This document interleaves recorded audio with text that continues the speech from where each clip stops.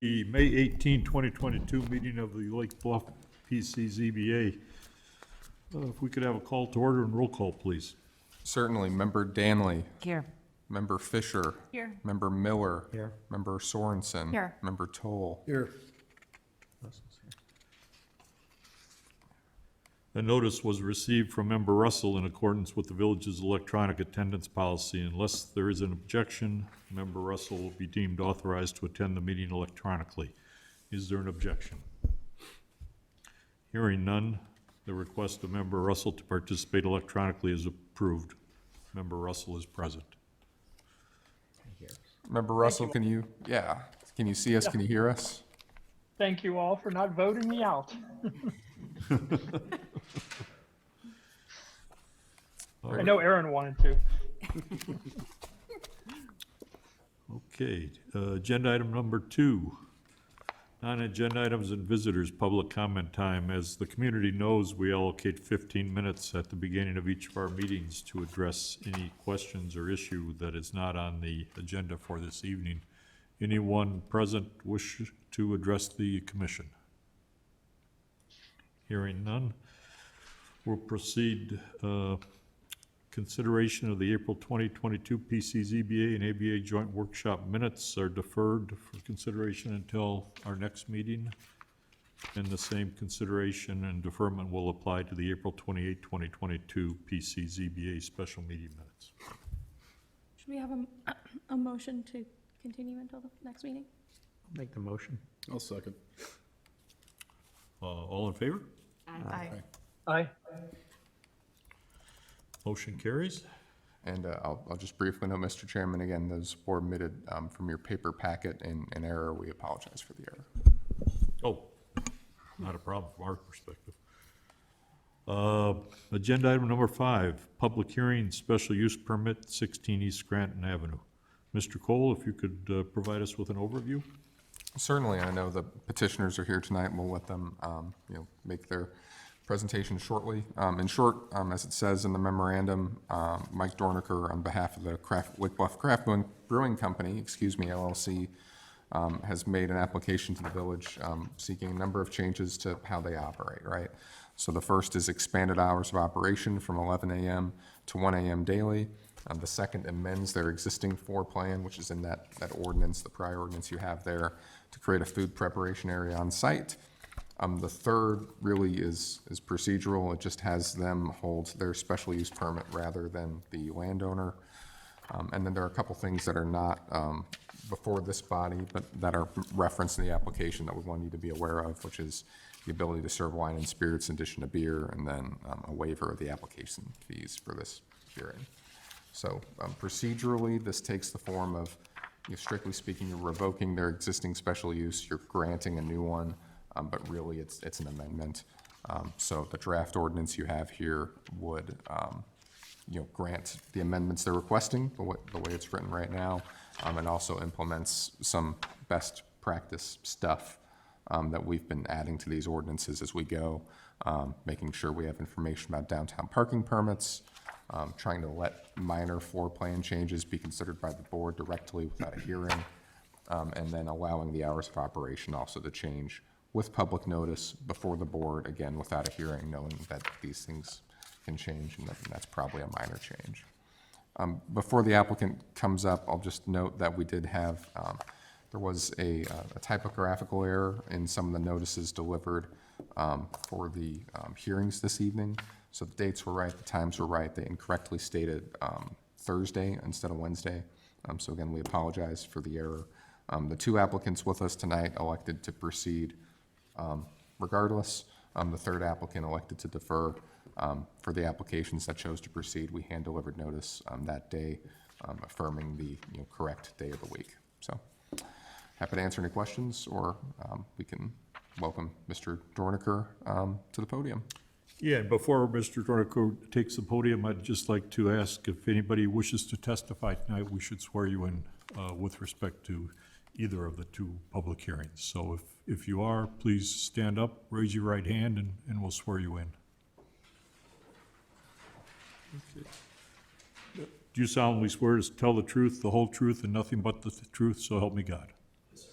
Thank you. Please be seated, and please proceed, Mr. Daniker.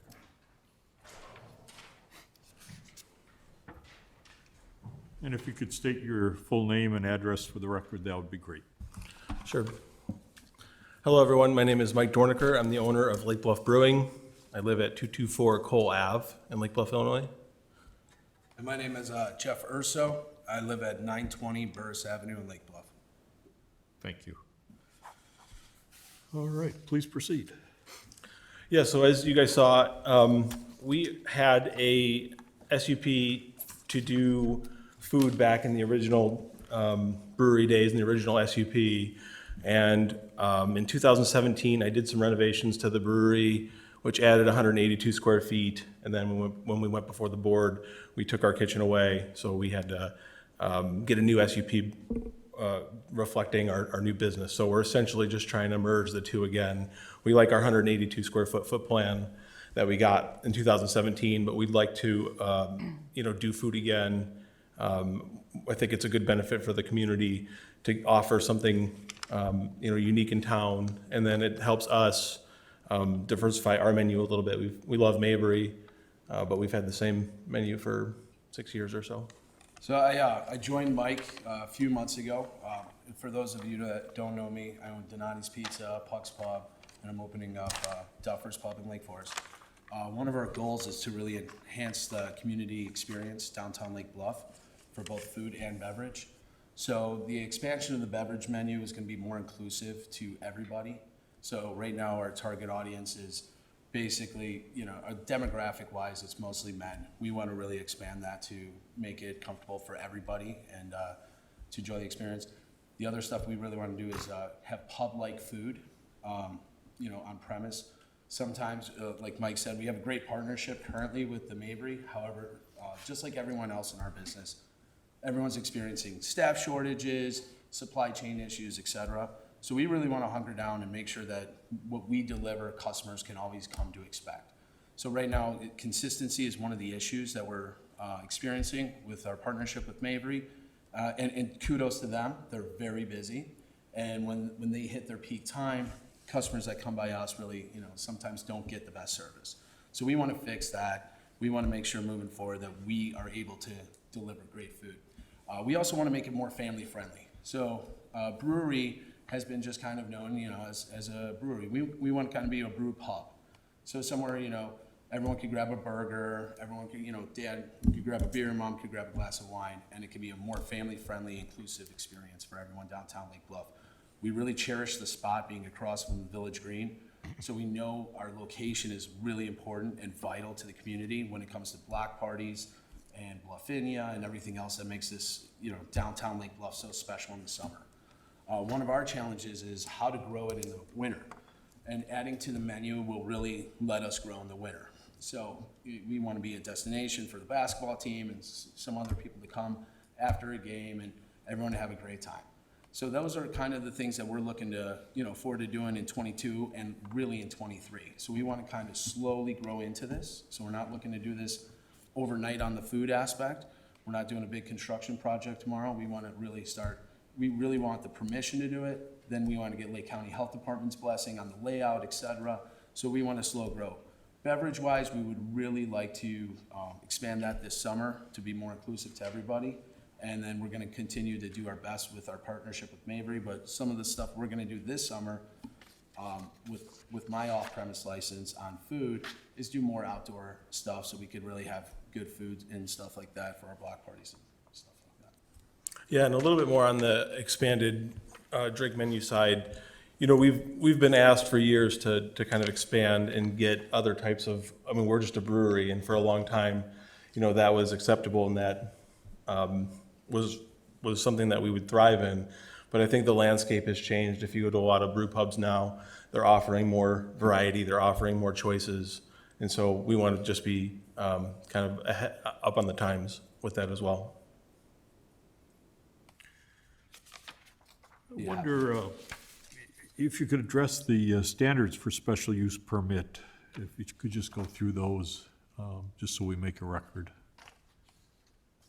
Or I guess what we could do is we could just adopt and incorporate by reference your submission to to the board, and we could question accordingly. Anything else, or we can open this up for discussion among the commissioners, or whether or not there's any sort of public testimony?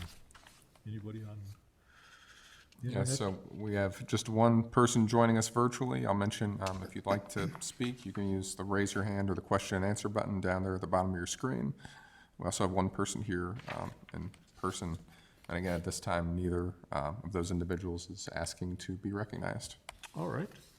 Well, let's start with a few questions for the petitioners. Who'd like to take the first shot? I just have a couple of questions to start off with. You had mentioned 1 o'clock daily, and you wanted to be consistent with that time, you know, that when you open and when you close. Are you asking to be open till 1 every day of the week, or just weekends, or? Yeah, where we'd like the option to. Again, just like Jeff said, we're gonna grow slowly, you know, into any of this. But we'd like the option to be consistent across the board with our open and close times. So I have multiple pubs and stuff. It's very rare that we would actually hit the 1 o'clock number, but there will be instances on Fridays, especially during summer times and stuff like that, during block parties. What we want to do is be able to be competitive with the rest of the market downtown Lake Bluff. So we want to have at least the same, availability to consumers as everyone else would have. Yeah, I would say. Mr. Urso, sorry, can you turn the mic a little bit more your way? I apologize. Remember, Russell can hear you. I'm sorry about that, sir. Were you able to hear what I said? Yes. Okay, all right, great. So, yeah, that part of it, I don't believe we'd be open most days till 1 a.m. But as Mike said, we would like the option on those days to stay. In the last 2 years at Pucks, which is probably a higher traffic volume with Waukegan and 176, I would say there's probably been a total of 8 days we've been open till at that point. However, there's been plenty of times we were open till 12:10 or 12:15. So, there's the liquor license going to 1 is kind of nominal on, it's all consumer driven. I don't think we're in a market that demands a 1 a.m. opening every day of the week, but there will be certain days that would, want it. But we approved Prairie, right? I'm just checking. This was just recently, we were going back and forth with this. And maybe because there was, apartments above their facility, we were only allowing midnight, correct? And I was looking, lanterns 11:30. I don't know what, I was just trying to figure out what everybody's time frame is in the community. Chiefs is 1. Chiefs is, But there, again, he's kind of the same like Right. us. Pucks is 1. I believe Denelli's is 1. I'm just trying to think in my head. I'm pretty sure Lantern is later, but Beth chooses to close early. It's usually just when the crowd. I mean, the goal is for you to succeed, and, I thank you for Right. all your support and being a part of this community for so long and giving back on all the festivities. So I'm just trying to, Yeah, and I know we're all trying to be creative with this Right, yeah. post-pandemic and Exactly. do that, but you're still going to have the jugs, right? Lake Bluff Brewery on there, and, you're still going to be a pub. Yes. Yeah. Okay. 'Cause Right. sometimes when you spread yourself, you lose an Right. identity. Yeah. Not that I know how to. No, and I think- It looks like you. I think that's a very good thing to know. We always want to stay true to our identity, so we're not going to have well drinks or anything like that. It's, we're going to stay true to our core. And if I can make just 2 notes as you're thinking about this. So one, perhaps, Mr. Urso and Mr. Dorniker alluded to, liquor license, the hours of operation, right? So in addition to what you set for each business, there's hours of operation underlying all that during which you can sell liquor. That's no later than 1 a.m., no earlier than 6 a.m. And those, regulations and how they're administered can differ. Again, you go into Knollwood and you're in unincorporated Lake County. You go south in Lake Forest and you're in Lake Forest. So that's some of those examples you raised, Member Danley. Those are, of course, in other jurisdictions, even though they may be competition. The other thing I'd note too, just in our staff discussions, and this is really a separate conversation, we can come back to it later tonight or at a later date, but as you look at that table on page 2, all the different sets of hours that have been approved for different businesses, you know, it's, we've been adding flexibility as we go to change these more quickly.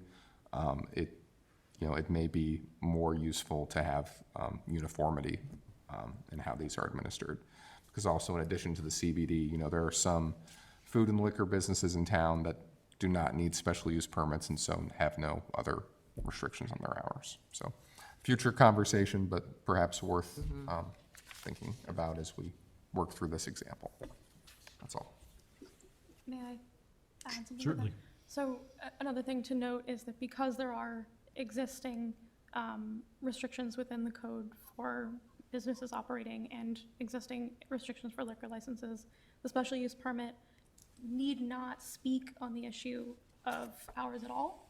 But if it's desirable amongst the members here to impose any other restrictions, then you're welcome to place that in the special use permit, but it's not a required condition. So it's completely at your discretion as to whether to impose those or to fold in the general requirement to comply with all applicable laws and ordinances, including whatever is already on the books.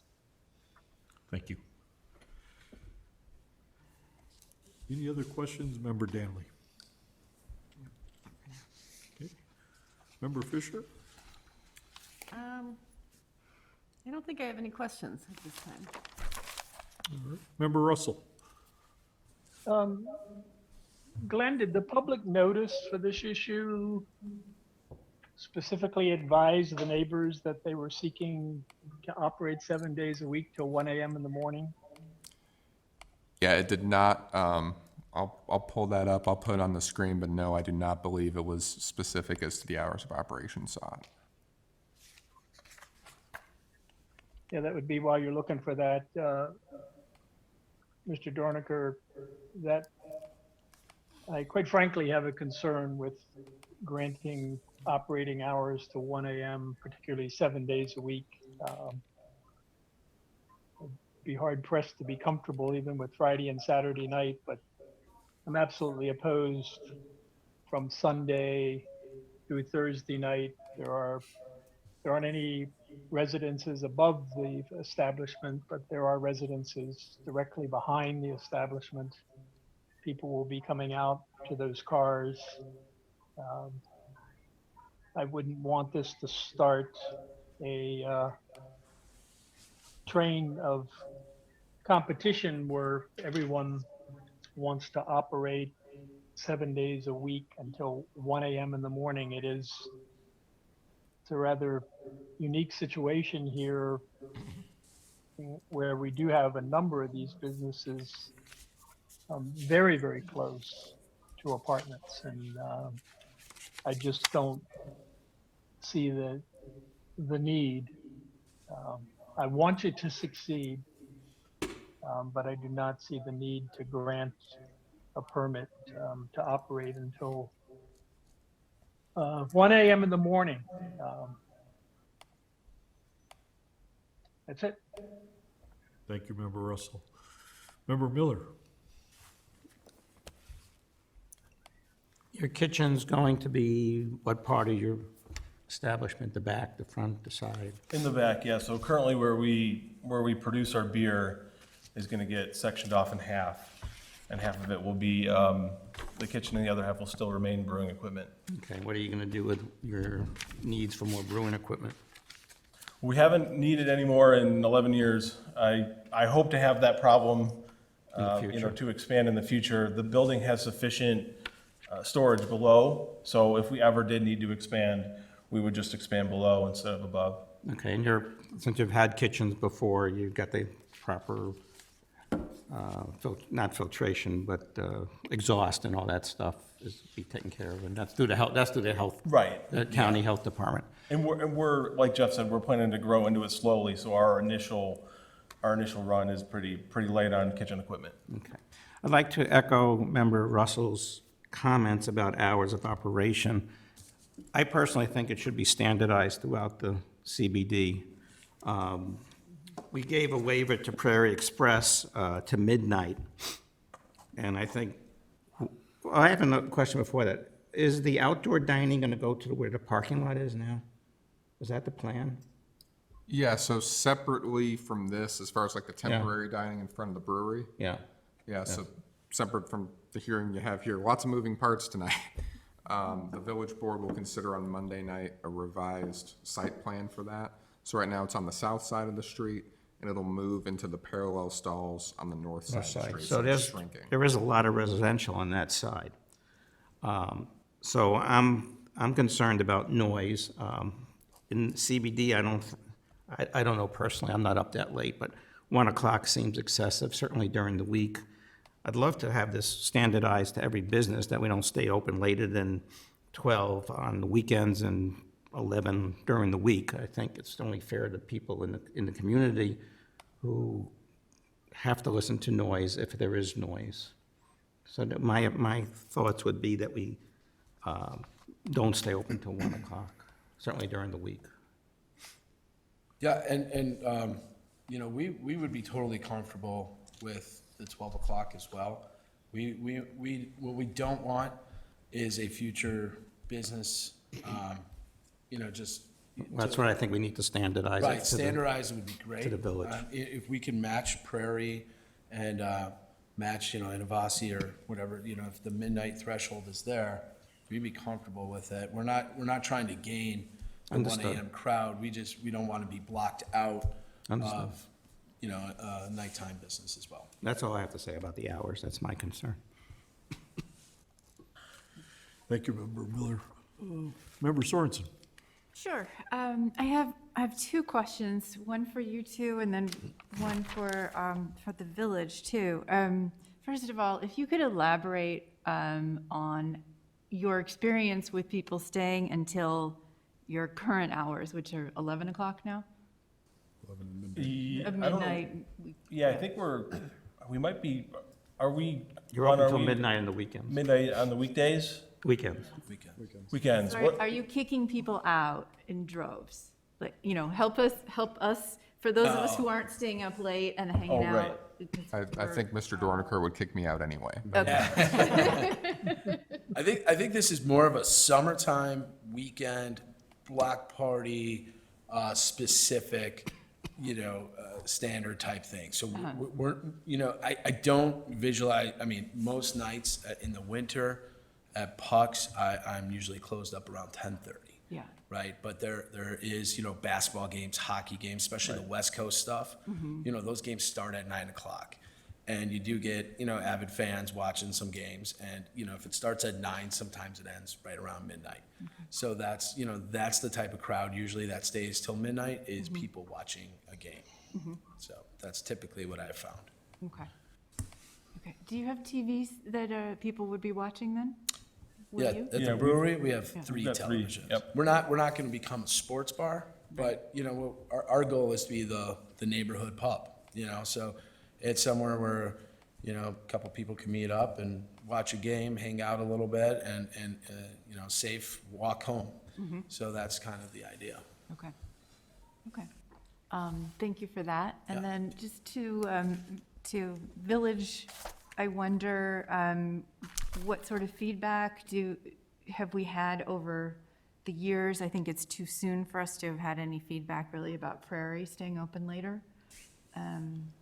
Is there anything from the local CBD residents? Yeah, so as far as the instant case, the instant application, you know, I fielded one phone call from another restaurateur that was, you know, asking about the extended hours, and I think was maybe disfavorable. Again, I encouraged that person, as I did always, to participate in the hearing. They chose not to. So Sure. hard for me to describe that. Okay. You know, I think you'll recall, perhaps, and I'm not sure if you were on the board at the time, so forgive me, that there were concerns raised, like similar to that, during the Prairie Espresso discussion by, a resident in the apartments or the condominiums behind Prairie Espresso. I'm not sure whether those were actual or whether they were expected. Sure. From time to time, we get noise complaints about the block parties, not really about, the We operations of can the all restaurant. hear those. Yeah. Those end at what time, though? Based on those complaints, our permits are now conditioned on I believe, a 10 o'clock stop time. Because It's a with recent Prairie, addition. with Prairie, we have the outside ending at 10. Right. And again, I think we should standardize that in the village for outside, personally. That's my opinion. Okay. So that's it as far as residents. I guess I'd add, we didn't confer specifically with the police department about this. As it happens, I see, in my role, I see many of the arrests that we do in the village. There's, occasionally an arrest made for a patron of the brewery, but nothing that has come to our attention as staff that we need to, intervene. All right, Thank you. thank you. Member Toll. I've got no question for you. I just want to thank you both for what you've done for the community. I've got some deliberation among the group, but I think my questions have already been answered. Thank you. And just as a closing thing is, our goal is not to be a nuisance on the village.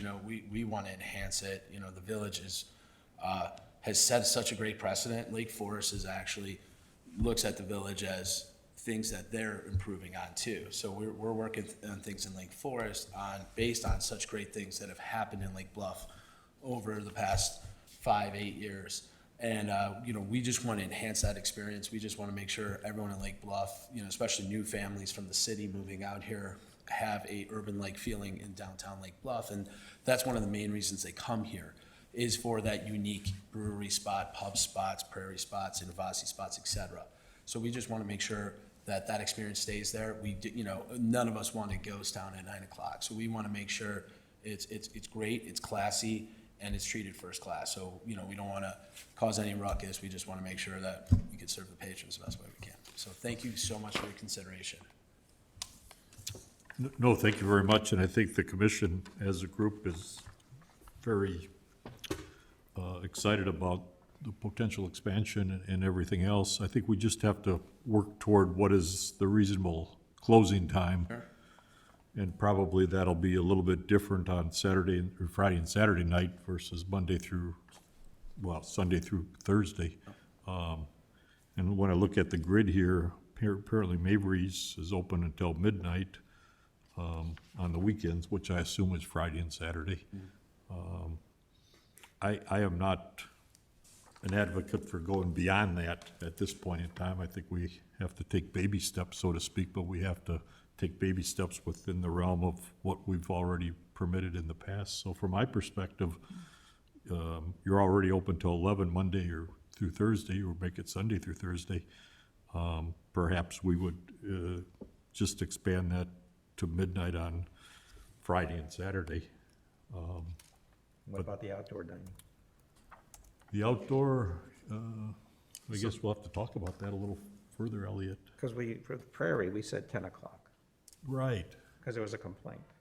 Yeah, so this is, and if I could very quickly, so Prairie and Lawrence English Pub are unique in that they have outdoor dining on their own property. The others, that actually occurs within the village right away. It's village property, and so your zoning approvals usually haven't spoken to that. If you can give me a couple minutes, I can tell you what the time limit is on those. I think it's 10 or 11. So it's already in the code. It's in the agreements approved with each owner.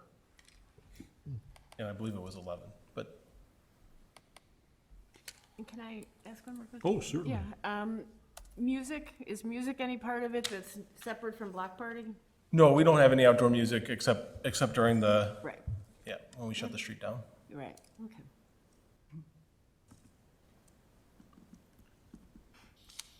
Any other discussion as Glenn works his way through a little bit of research? I'll make one comment, and anecdotally, coming from both a police and fire background, in my experience, the later a bar, pub, whatever is open, the more burdensome it becomes for public safety. So I think, I understand that you're trying to compete with other businesses, but as of now, we have no other businesses in town open past midnight, weekend or otherwise. So, so I don't think there's any sort of competitive issue with the other businesses. And I understand the games, the late games, but those are so few and far between. Yeah, yeah. I just don't, I can't see giving you that 1 AM for, No, you know, like I said, I think we're very comfortable with the midnight thing. And a public safety issue too, the one thing I would bring up is, you know, what we experience on the west side is, you know, people coming from Lake Bluff a lot of times because things are closed. So, you know, just a thought for when everything evens out in the future. So, but overall, yeah, I would be totally comfortable with midnight. Like I said, we want to work with the community. We don't want to cause any complaints. We want people to call and say, man, that was awesome experience, and we want to be an asset to the community, not a detriment. So, Yeah. We just had our 11th birthday, and I think we've Yeah. done all right so Yeah. far, but yeah. yeah, so we, Congratulations. On another note, would this be the board to make a general rule, or would that come before just the village board? As far as standardizing across the CBD? It's just a glimmer right now. I expect the path probably comes through this body to the village board. Okay.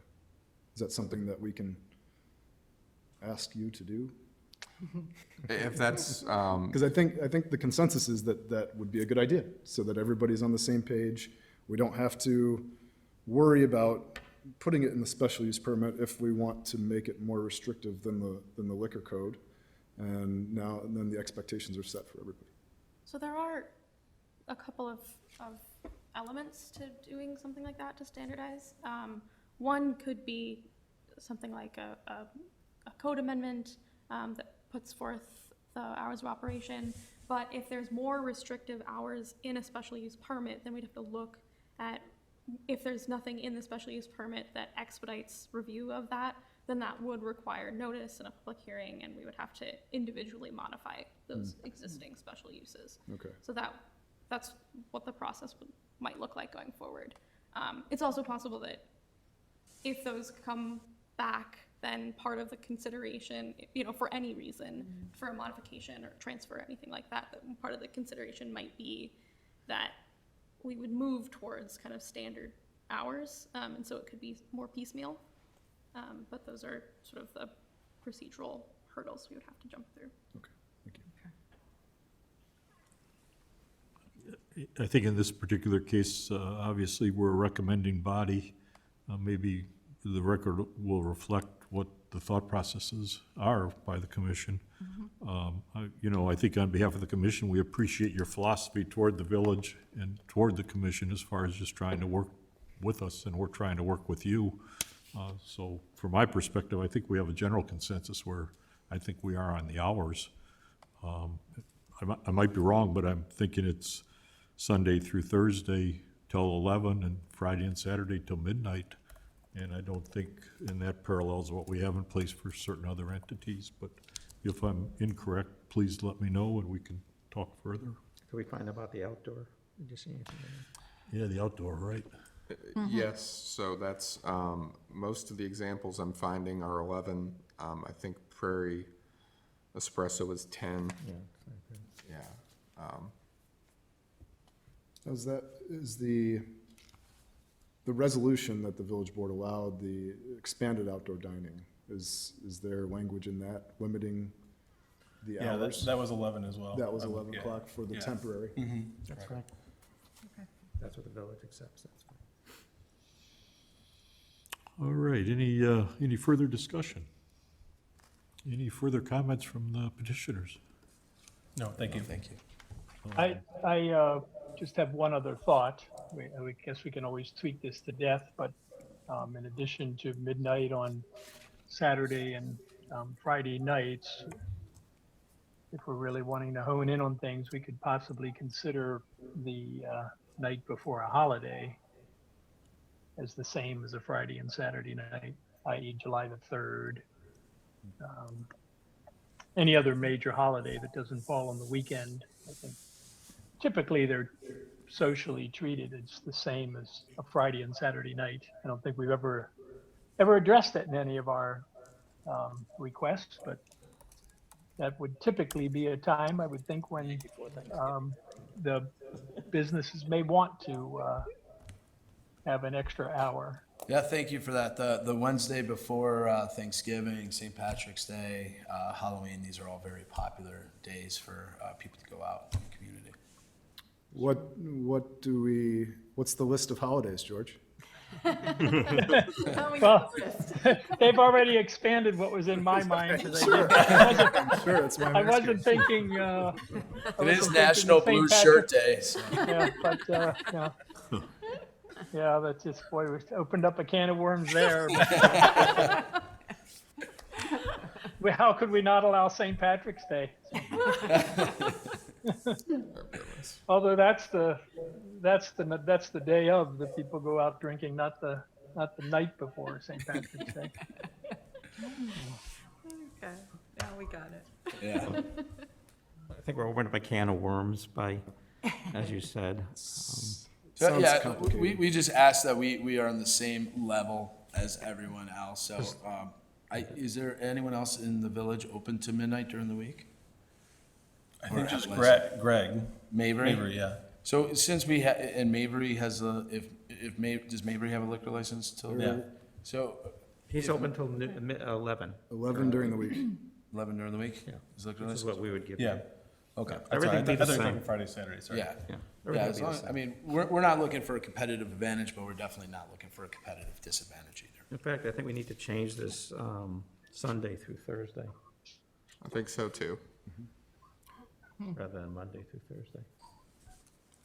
I think there will likely be more standardization in the future, so.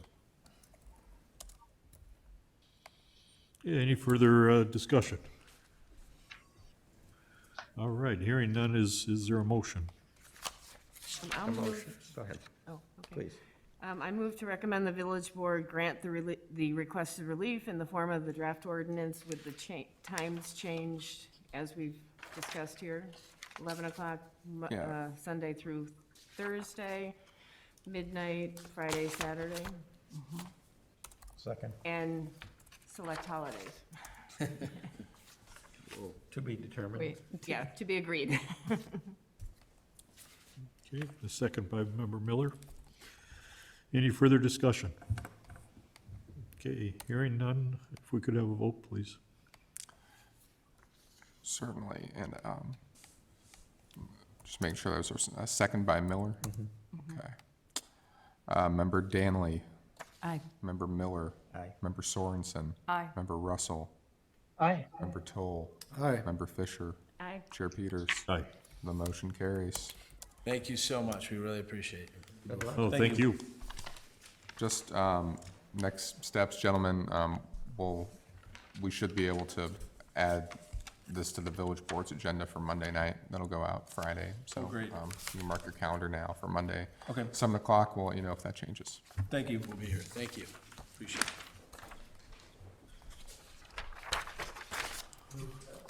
Hi there.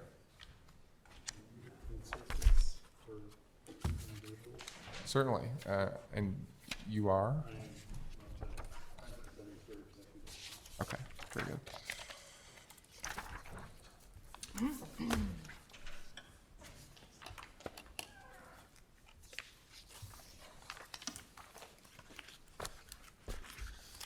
All right, agenda item number 6.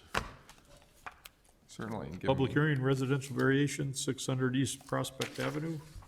Mr. Cole, if you could give the group an overview, please. Certainly. So, another, I hope relatively straightforward item to follow along with. So previously, back in 2019, this property was the subject of a number of variations to allow it to be renovated and expanded. At that time, there was an existing fence 6 foot tall in a place where you can only have a 4 foot tall fence. So in the village, you can only have go up to 4 feet in a front yard, and that's true in very many corner lot side yards. So you have a corner, you have 2 sides facing a street, and very often you'll need to have that additional street side limited to 4 feet. So when this came through in 2019, that was not part of the relief that was sought.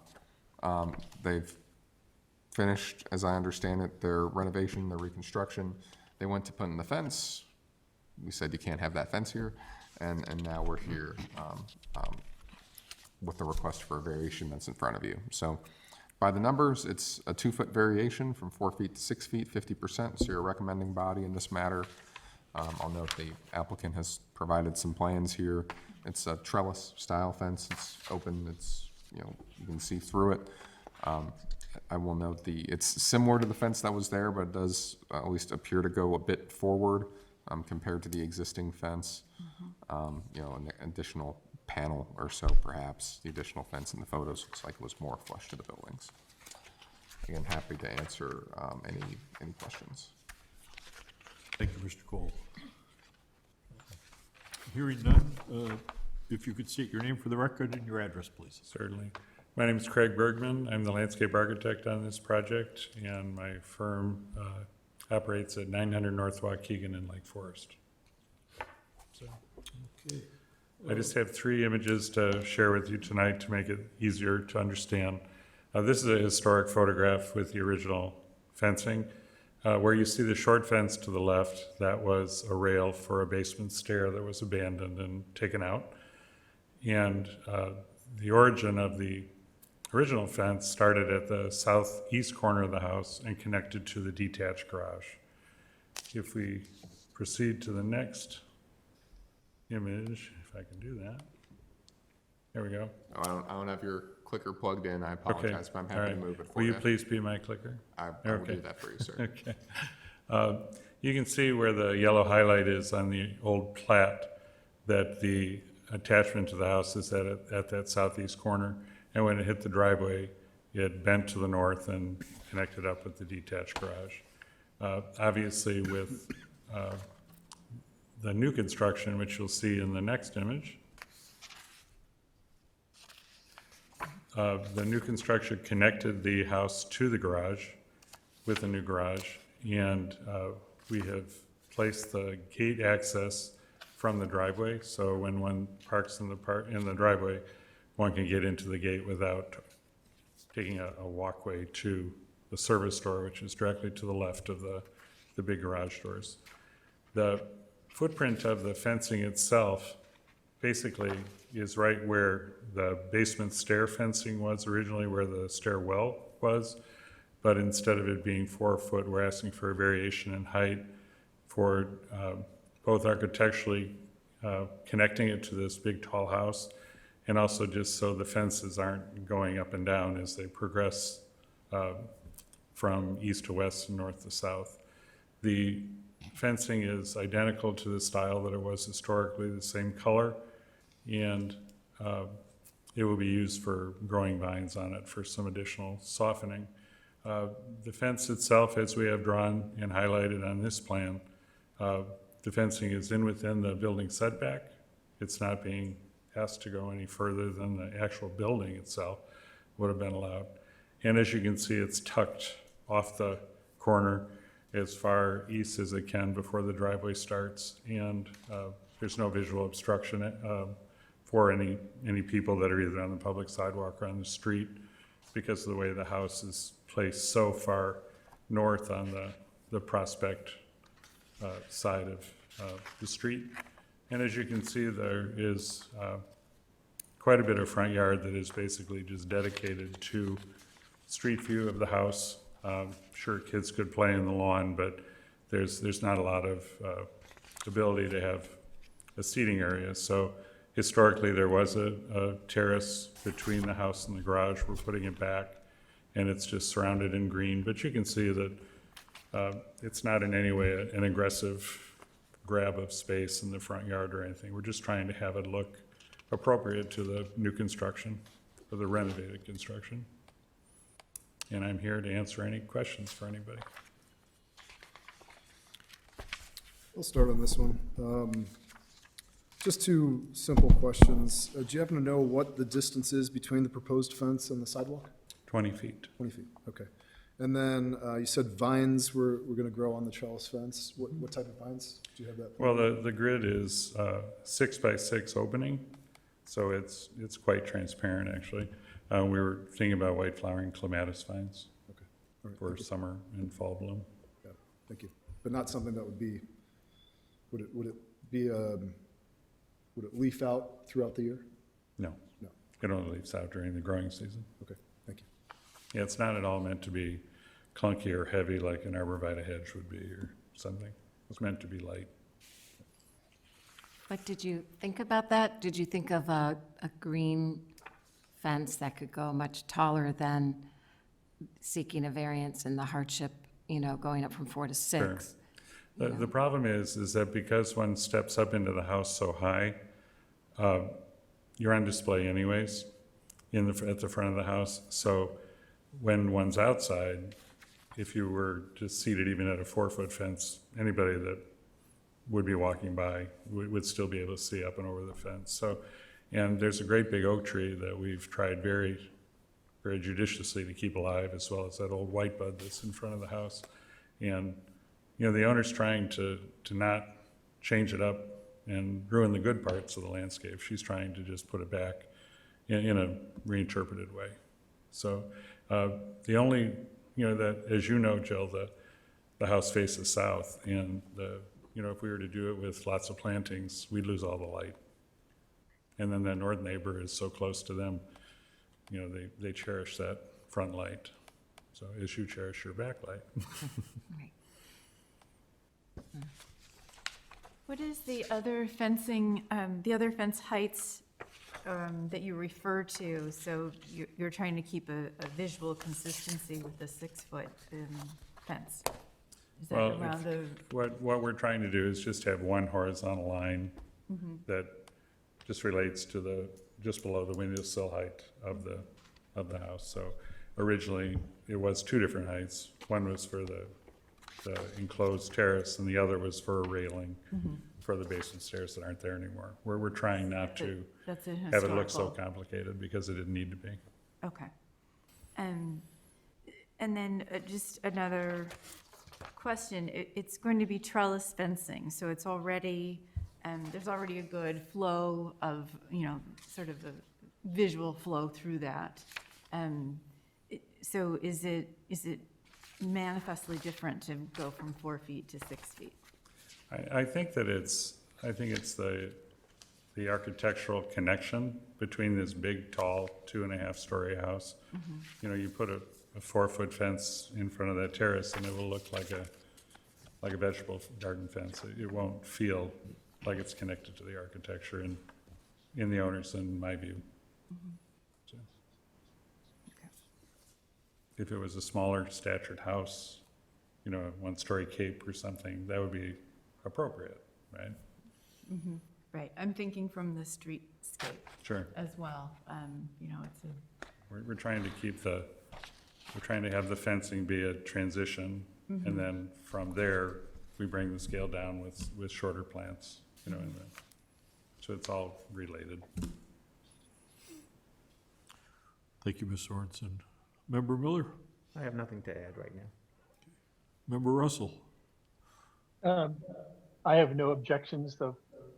This lot is extremely unique and very difficult to work with anyway when they chose to serve the existing home. It's only 37 foot wide on the main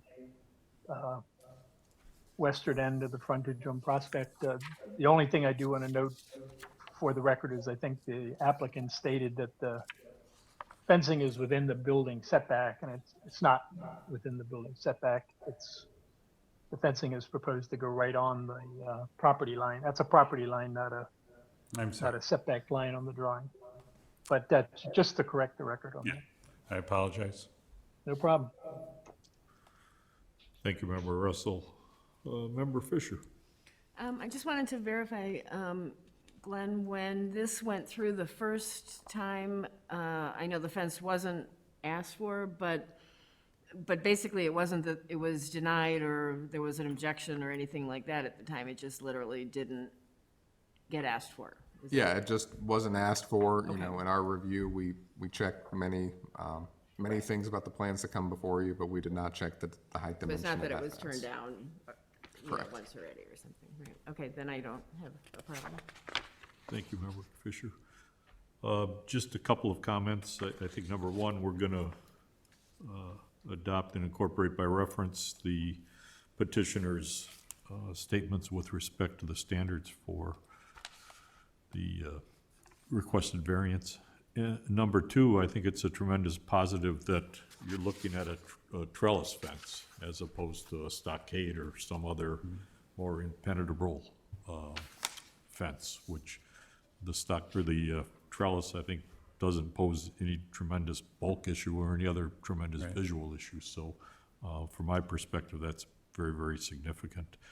I think Member Russell made reference to the fence being maybe 37 feet long. Is that right?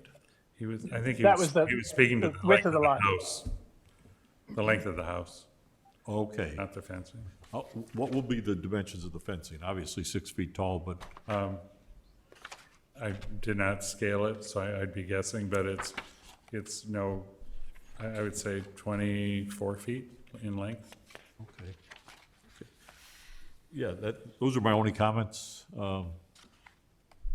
Any further discussion among the commissioners? Anything you'd like to add, sir? I just think that we're trying to do what's right for the house and right for the neighborhood, and then right for the owner. We're trying to be sensitive to everybody's requirements, especially the lady that lives across the street. Okay. And I guess just so the record's complete, there was a letter that was received, I think, by the village that indicated some opposition to the proposal. But, any further discussion? Glenn, can you confirm that no one's on the Zoom and interested in speaking? Yes, no one's indicated themselves yet. I'll note we have 2 people in our virtual audience, so you can use the Q&A button at the bottom if you're on a PC, or you can raise your hand if you'd like to be recognized. You know, I'll note also, Mr. Chairman, I have 2 calls at the office about this. You know, I think both had concerns perhaps, but encouraged both to participate in the hearing. Neither one chose to. I can't tell you if one of those people was who submitted that letter, of course, which is unsigned, but. Thank you, Mr. Cole. And still seeing none wishing to speak. Barring any further discussion, is there a motion, please?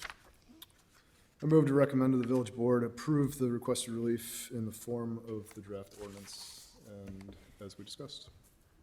Second, Okay. And just to confirm, that's for a trellis fence. For a trellis fence. for Charles. Thank you. If we could have a vote, please. Certainly, Member Danley, I, Member Russell, Aye. Member Miller. Member Toll, Aye. Member Fisher, Aye. Member Sorensen, Nay. Chair Peters. Aye. Motion carries. Thank you.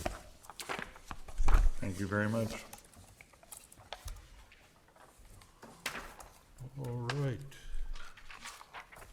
Agenda item number 7, staff report.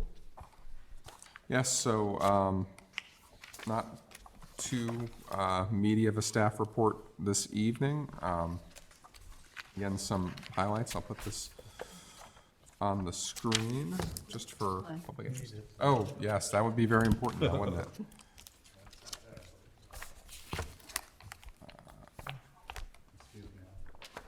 No, quite all right. Should have noticed. There you go.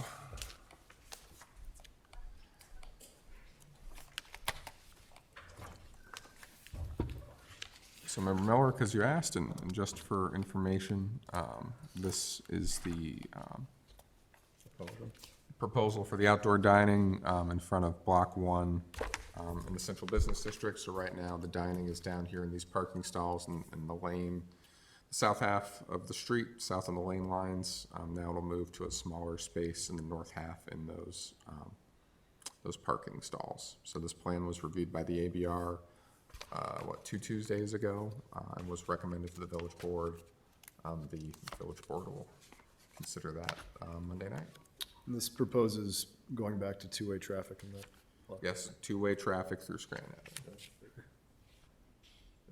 So we're gonna lose the tent and the seating in the street? That's correct. That'll be, for sure, that'll have to move by May 31st. So the brewery will have a block party out there immediately beforehand, and then they'll tear it down, that night or the day after, and they'll start shifting over. Are they gonna have seating on the front side, the south side of the building, street? I mean, not the street, the sidewalk. Will there be seating there? It's not shown here, but yes, I believe they'll be keeping their seating arrangement as it is there too, in We've had addition that to this for- parklet. Yeah, we've had that good. pre-pandemic. Yeah, pre-pandemic. Good. Was there any opposition to the removal of the tent and the removal of the seating on the roadway? I believe the operators were hoping to maintain, larger seating and especially that ability to keep four-season seating, or at least especially when it's inclement weather of some type. I think they were hoping to keep that. Of course, the village board, weighed many options here. In part, this is, responding to, two-way traffic in this area, re-adding parking as, we continue to hear some parking concerns. And also, this an arrangement like this is closer to what the streetscape plan, the village's adopted streetscape plan could look like, as far as flexible uses of the street and festival uses, things of that nature. All right, no. Thank you, Mr. Cole. Question. There's new lighting going in the village at Scranton and, Yeah. Yeah, so this was part of the Block 2 streetscape project, that reconstruction that happened last year. And it's just, I can try to find a photo, but just a few strands of festoon lighting. So that's been held up with weather and then supply chain concerns, as everything seems to be in the age we live in. The poles, I think, are supposed to be here at the end, no later than the end of the month. And then the lighting will be strung up on top of it. So it's trying to add, you may have seen this festival style around. I think it's in Winnetka, certainly in Evanston. I think it's my backyard. So, Hey, Glenn, what's the form of the separation between the traffic and the tables there? The heavy black line, what actually is that? yeah, I believe it is just it's not a hard barrier. It's this black aesthetic railing. I shouldn't say aesthetic. I suppose aesthetic is in the eye of the beholder, but it's not. I say that to say it's not functional, or at least not functional to, it's not a concrete barrier or something. Thank you. And during what months will that be in place, Glenn? The current approval for outdoor dining, this has been extended for fixed periods. So the current one would go through, I believe it's November, and then it would be up to the board to consider if they wish to extend that again. So the installer of this has requested at different times that the board commit to doing this for 3 or 5 years to justify the investment they're looking to make. I can't tell you how that'll, what the board will do about that. Oh, thank you. I do have a few other reports. Yeah, so minor stuff, as is the tradition of a former member of ours. Nothing on Block 3, nothing on Stonebridge, no astounding developments here in the village. No application yet for the North Shore Water Reclamation District project. There was some public comment, that we received following that workshop that we've shared with you. Of course, this is, when your review happens, it's in view of specific criteria. Something, for example, like the mural may not be necessarily within your purview, maybe within the purview of other bodies, and of course, the designers and the client choose what to present. But we want to share that with you. We'll continue to share that with you as it comes in, and then when a hearing happens. On the topic of parking, back in 2014, the village did a parking study that chose to, it chose to do a parking study that really tried to quantify, the availability or lack thereof of parking in the business district. Given, their continued complaints, concerns, we've stepped up our enforcement. There's enforcement out there almost daily now, an officer's detailed daily to go through there. And then we're also conducting that parking study again to give you the most current information we have on parking availability and if there is a parking shortage, and if so, where and how are some ideas to resolve that shortage. Elsewhere, I know I've got a whole bunch of bullet points today, so bear with me. It's all right. Elsewhere in the village, the Sustainability Community Enhancement Ad Hoc Committee, we have one alumnus of that, two alumni, I should say, of that group with us, correct? And has just finished reviewing the village's sustainability plan. Their work plan for the next year includes 4 items, so 2 not necessarily within your purview: public education and gas-powered leaf blowers, and then 2 that may end up before you, which is a public lighting ordinance, a dark sky ordinance that's been talked about for years. What is that? What's a dark sky? Oh, you mean the lighting? Yeah, so the idea is to keep total lighting lumen levels down, to require shielding, to reduce glare. The idea being, especially in some parts of the country, and even here too, that that helps preserve the visual of the night sky when we don't throw light into the air. The other part too is the idea of a village bicycle plan. That was last worked on, I think back in maybe 2012, 2013, 2014. That dovetails with perhaps your comprehensive plan work that would be coming up soon. And so, that's a priority of that group to really advocate for ways to improve cycling in the village. And drawing all that together, I can tell you too that festoon lighting has shields for that very purpose. Not common, but to make sure we're not throwing that in the air. And that parking study will actually include bicycle parking counts. So trying to leverage the opportunities we have. That concludes my staff report. No, thank you, very enlightening. Quick question for you, if I may. Certainly. What's the trend with respect to Metro usage? Is it going up slightly? Just for my own edification. Yeah, I haven't seen statistics since the mask mandate was lifted. I know there are forecasts expecting that, forgive me if I misspeak, we'll try to circulate something, but 30 to 40% ridership for the foreseeable future.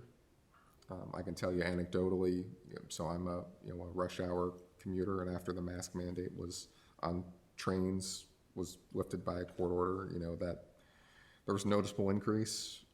I'd still guess on that peak hour train, 60% of what it was. Okay. So probably worse in the off hours.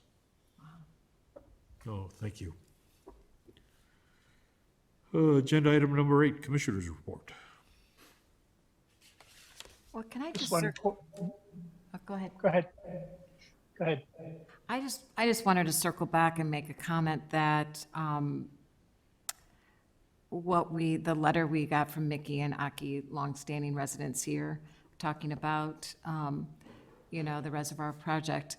I thought it was just so thoughtful and improved upon an existing building and kept the natural aspect in play. And I'm hoping that, that will be, I don't know what your process, or I'd be curious, how does that go from a letter to in front of them a little bit more to make this a viable option? Or, just curious about the process of, we receive a letter and then what happens, will they take it in effect? And the other one, Adrian, talking about mural, it's so subjective. I mean, I feel like we need to have another gathering, so to speak, or I want to make sure something follows through with some really good letters that we received.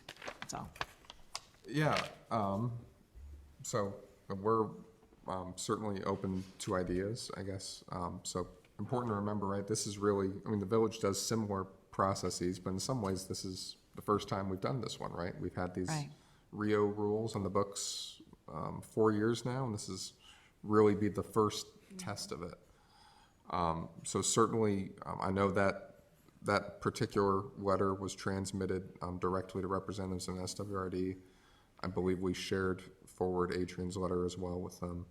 And certainly, we can let them know that we'll be continuing to compile this and that we're, we'll look at this when those applications come forward. I mean, the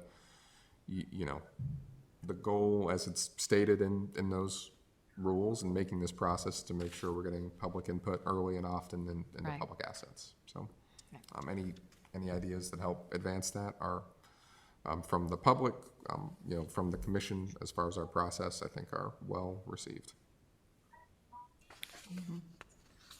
Those design considerations, though, really aren't up to this commission though, right? That would be potentially the ABR and ultimately the architect and project owner, is that right?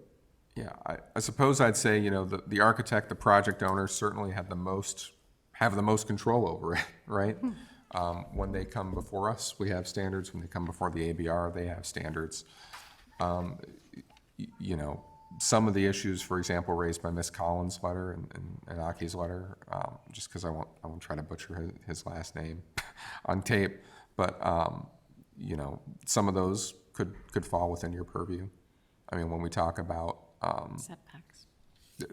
very easy to see how a few of these points would fall within your purview. Okay, So just depends on which elements you're looking at. understood, thank you. Yeah, I found the letter to be very enlightening also, and very thoughtful, very comprehensive, so that was very kind of them. Anything else from the commissioners? Just a question for staff. The project that we approved about a month ago up at the old Ard Child and Family Services property where the golf course was going to build a driving range and a large home with two smaller structures is going to be built on the lakefront. Is that moving forward? Yeah, that's proceeding along. So there is, we've been working a lot on both lots in that project, the residences and the driving range. I know the residences have a tree approval permit or a tree permit pulled, and they're working on their driveway, their temporary construction driveway now to start building, I think, at least 2 of the 3 units. They've got plans in for the smaller units. I think the main house may still be under construction, but I haven't looked at those plans for a while, or under design, I should say. The driving range, they are working, they don't have plans submitted yet from a landscape side. We're expecting those, I think, later this year, but they do have their tree removal permit in anticipation of those. I'll say separately, it's quite remarkable. We knew there would be substantial clearing, and there is, and they have a substantial replanting plan as well. But for those of you familiar with the village's tree ordinance, we require that we take a tree out, you either have to pay the fee or you have to plant a tree back. And if you're proposing to plant a tree back, you need to post security in the amount of 3 times, what it would take to replace the tree. Well, in this case, the scale is so large and the timeline is so long. I mean, they are proposing to replant, and those fees would otherwise be in the amount of $300,000, I think. The security is getting closer to $1 million than to zero. We're actually having to get creative in how we find appropriately sized securities, and define the parameters for what's probably, it certainly has been and probably will be the largest such permit the village issues. I'll mention too, it'll be lower on our list of priorities, but certainly this process has taught us, about kind of the limits of our tree ordinance, and you may see some cleanup related to that at some point in the future. And thanks. And what's the status of another project we approved now on the in the middle of Crabtree Farm for the new home on the old Blair estate property. Yeah, no plans yet that I've seen. I know there's some, some communication with our building department staff. I think, so that'll make me think those plans are under development. Okay, and last but not least,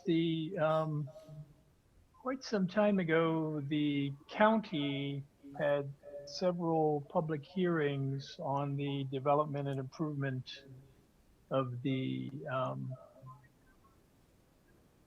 property that the Lake County Forest Preserve acquired behind the Stone Bridge.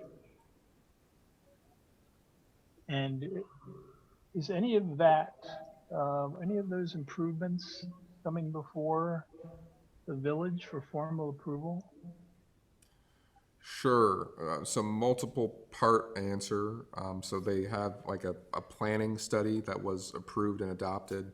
At that time, they indicated that the study was really contingent on outside donor funding. I don't think they have any intent to fund that or schedule it for improvements for the foreseeable future.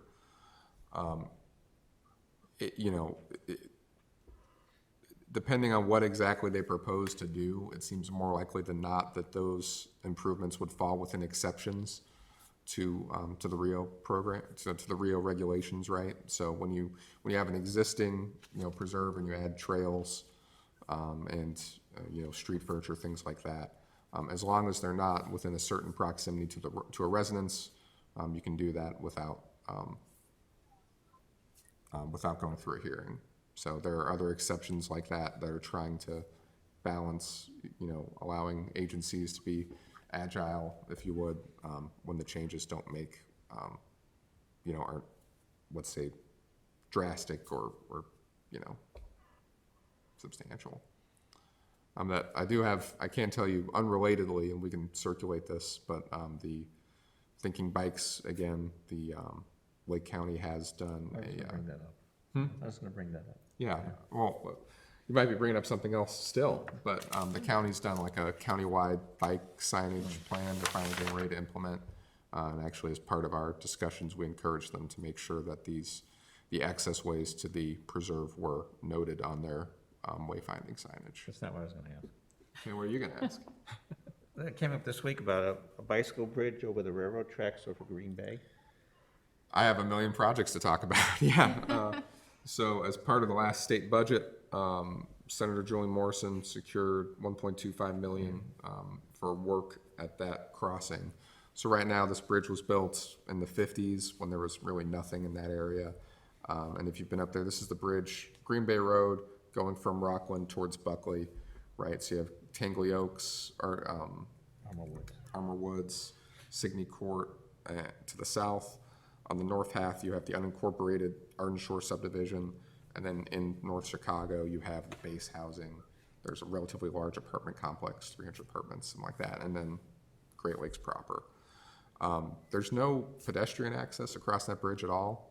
If you want to walk between those two, so if you live in Arden Shore and you'd like to walk to Lake Bluff Elementary School, let's say you're a student, you got to walk in 35-mile-an-hour traffic that's probably going 40. So that 1.25 million may fund modifications to the bridge, probably a separate bridge right next to it that'll serve bicyclists and pedestrians. Concept study for that now is underway. Unlike most projects, funding came first, design comes later. So we're studying concepts for that now. Probably summer of 24 is the earliest we would start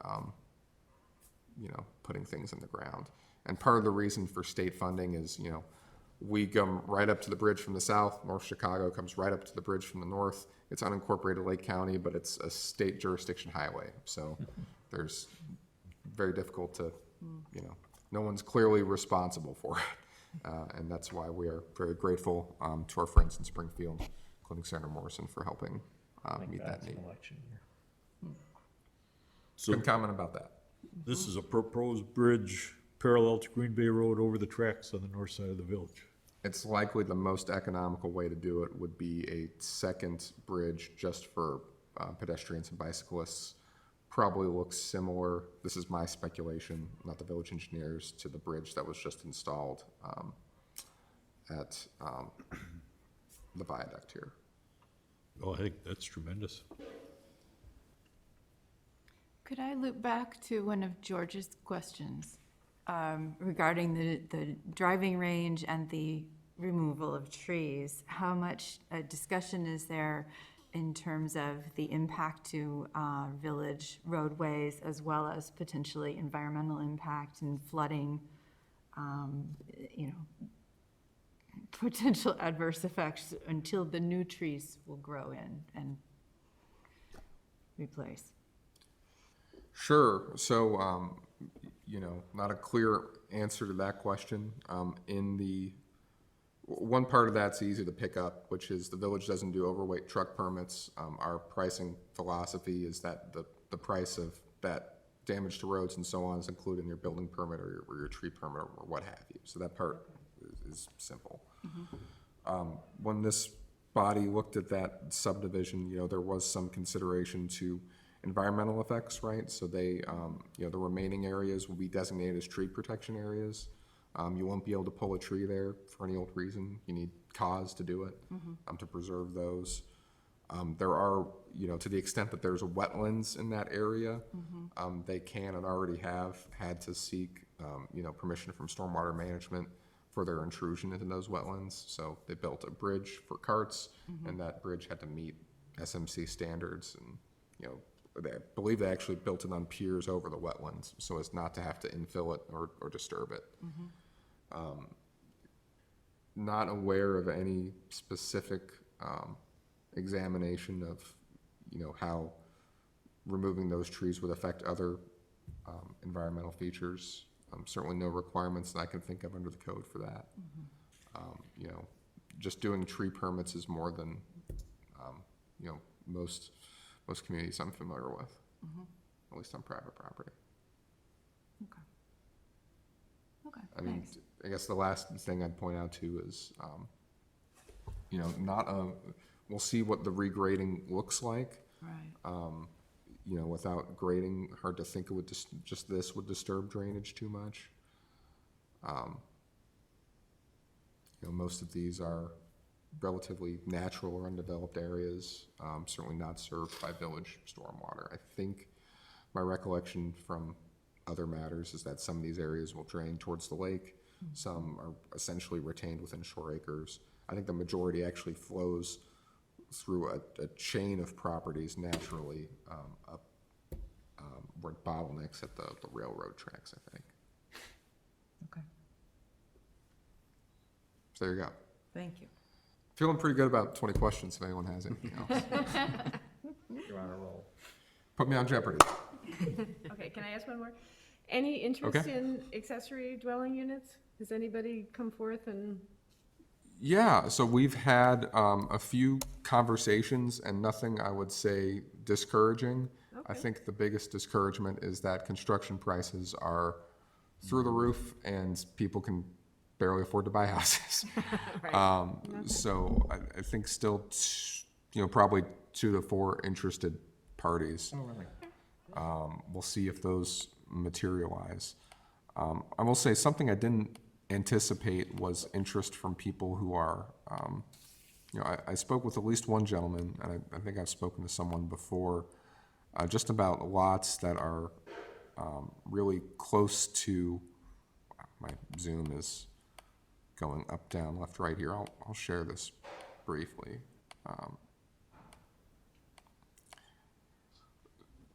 So this house is, let me tweak this ever so slightly, not to pick on one individual, but I think you might see a letter or hear from him soon.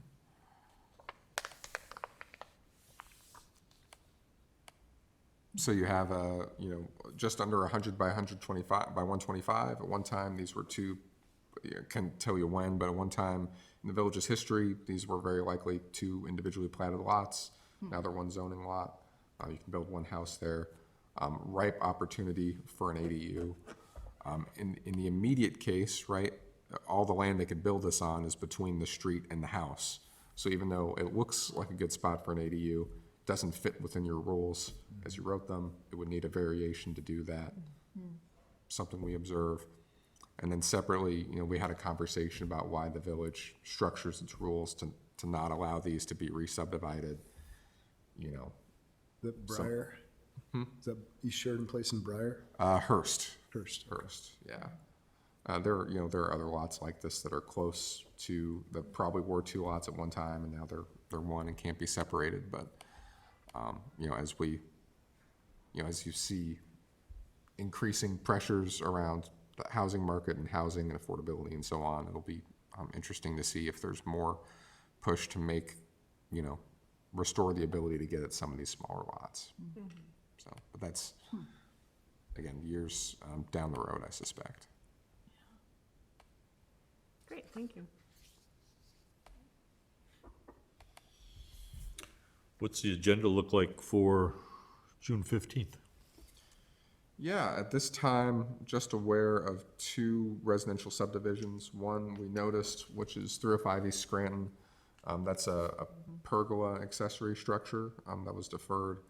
And then the second, waiting on plans, but I believe it's, I forget the address, but it's a porch that would encroach on the front yard setback of a house. So, again, all signs point to a relatively light agenda. We'll continue to research that uniformity of hours matter, and that may be on your agenda for action if we find a clear solution, if we hear a positive response from the village board on Monday too. I guess I'd also say PRD regulations, we continue to refine, a very close to final draft. Right now we're just really doing critiques on illustrations. I'm trying to really dial those in, so I suspect you'll see a joint hearing for that, joint workshop, I should say, to discuss that with the village board. I have to think by the end of June.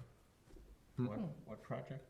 For the planned residential development regulations, so they would govern a new stone bridge or potentially other properties in the village. This might be my longest staff report. Oh, a lot going on and a lot of interesting issues, so we appreciate that. Any further discussion from the commissioners? All right, hearing none, is there a motion to adjourn, please? So moved. Second. All in favor? Aye. Aye. All right, thank you very much for participating remotely, George. We appreciate that. Good night, everyone. Good night. Two.